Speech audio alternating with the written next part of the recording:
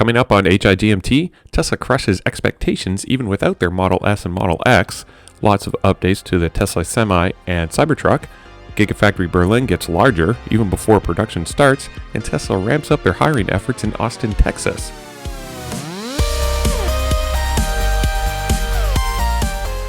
Welcome to How I Got My Tesla, the podcast of indeterminate length for Saturday, April 3rd, 2021, episode 36 in Ottawa, Ontario. I'm Matt Wilson. Let's start off with a few Tesla things you should know. This just in from InsideEVs.com and CNET.com. Tesla beat expectations and announced this week that it produced a record 180,338 vehicles while delivering 184,800 vehicles for the first quarter of 2021.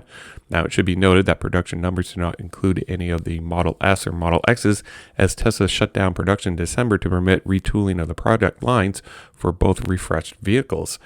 Tesla has recently finished up updating these production lines. It is expecting to start production on the Model S and Model X in the second quarter of 2021.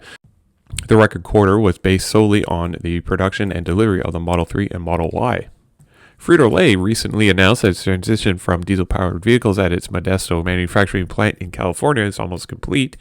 Nearly 60 pieces of equipment have been transitioned to either all-electric or natural gas with renewable attributes. There is one key piece that is missing, and that is the 15 Tesla Semis that were ordered in 2019. Frito-Lay recently announced that they expect to have the 15 Tesla Semis delivered and operational by the end of 2021, and this makes the first time frame for the rollout of the Tesla Semi. No word yet on the expected range of these vehicles. Elon recently mentioned on Twitter that Tesla is too cell constrained right now, and when asked about the Semi program and how it was going, Elon also mentioned that the supply of the needed 4680 cells are looking better for 2022, and this counters what Frito-Lay and PepsiCo have mentioned earlier this past week, indicating that their first deliveries of the Tesla Semi would be occurring in late 2021. Maybe Tesla has just enough 4680 battery cells to get the first initial deliveries under their belt by the end of this year, but then again, maybe Elon might be downplaying the battery cell availability so that he can swoop in by the end of the fiscal year and start making deliveries in actuality. So I guess only time will tell. And Electrek.co reports that Tesla is already poised to start production of the Tesla Semi from a 500,000 square foot facility near Gigafactory, Nevada. Production rate would be especially low, with having a goal of 5 electric trucks being produced each week. Although very low, this rate of production would give Tesla the needed experience before full-on production at Gigafactory, Texas, once construction wraps up in 2021. Also, with supplies needed for the 4680 cells being very much constrained, this might be the only production currently available for Tesla. And the Semi is not the only vehicle Tesla is looking to start limited production this year. According to multiple sources, the Tesla Cybertruck is to begin prototype production in April at their production facility in Fremont. Yes, actually this month. Once Gigafactory Texas is up and running, Tesla would move production from Fremont to Austin. The time frame for this move from Fremont to Austin would be towards the end of June, which means that Tesla is already getting a production line up and running at Fremont, possibly operational in the next few weeks. Again, this seems to be a copy of their semi-production strategy where Tesla would work out production issues at current facilities and move them over to Gigafactory Texas.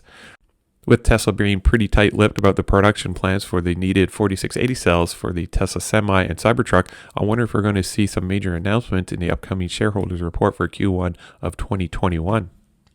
Morgan Stanley estimates that Tesla would be capable of producing 100,000 Cybertrucks by the end of 2025, which makes prospects for the over 700,000 orders quite bleak. According to the numbers in the TeslaAudio.com article, predicted forecasts of 1,000 units for 2021, 20,000 units for 2022, 50,000 units for 2023, and just over 100,000 units for 2025. Now, personally, I feel like these estimates are extremely low, almost so low that I would suspect that Elon would find these production numbers almost unpalatable if we're actually true.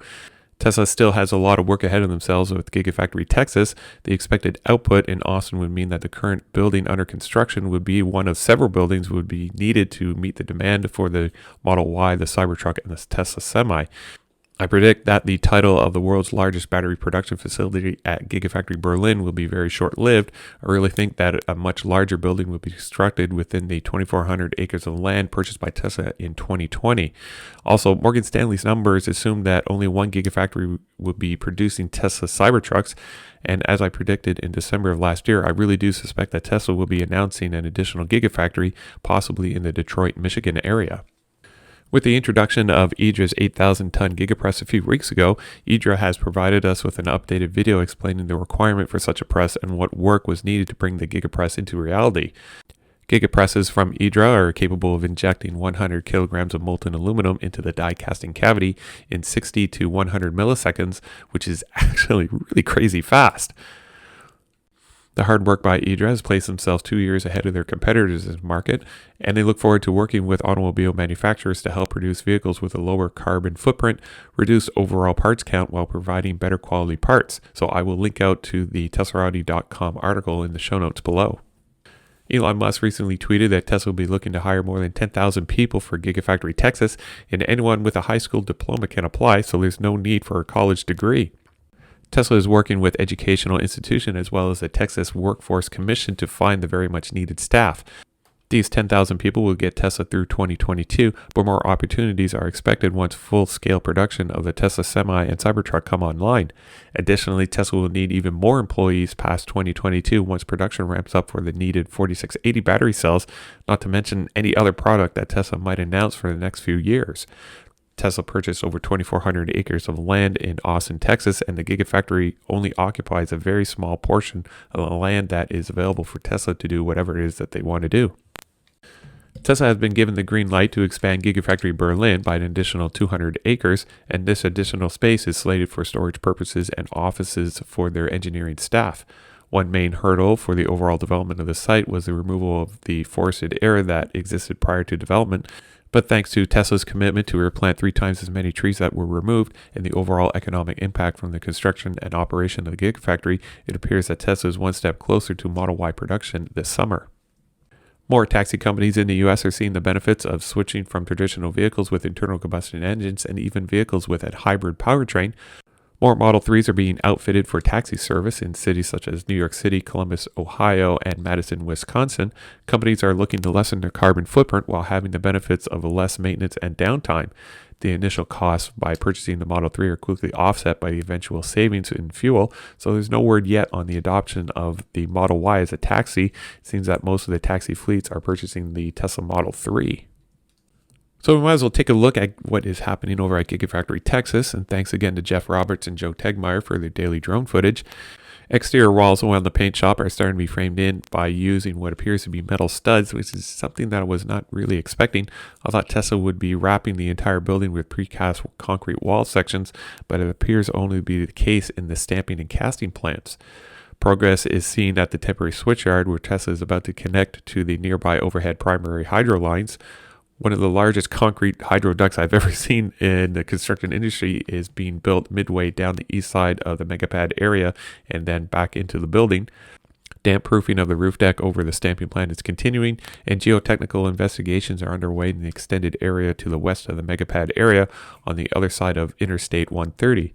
The main building assembly is progressing with structural steel components, and the foundation preparation in the main battery cell area is progressing. And there are more Tesla-branded bridge cranes that are being delivered on site this past week. Well, that should pretty much do it for episode 36.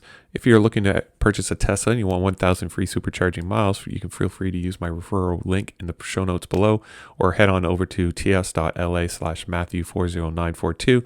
So far, I have to thank Chatty for using my referral program link. Hashtag for this episode, let's try hashtag CyberJune, and the overall hashtag for my podcast is hashtag HIGMT. And if you have any comments for me, you can throw me an email at HowIGotMyTesla@gmail.com.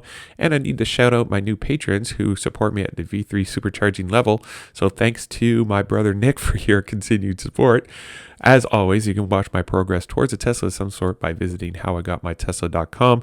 And you can also follow me on Twitter and Instagram by simply searching for HowIGotMyTesla. So thank you for listening. This podcast is produced by Matt Wilson and hosted by Squarespace. Music for this episode is Cascade by Cubby.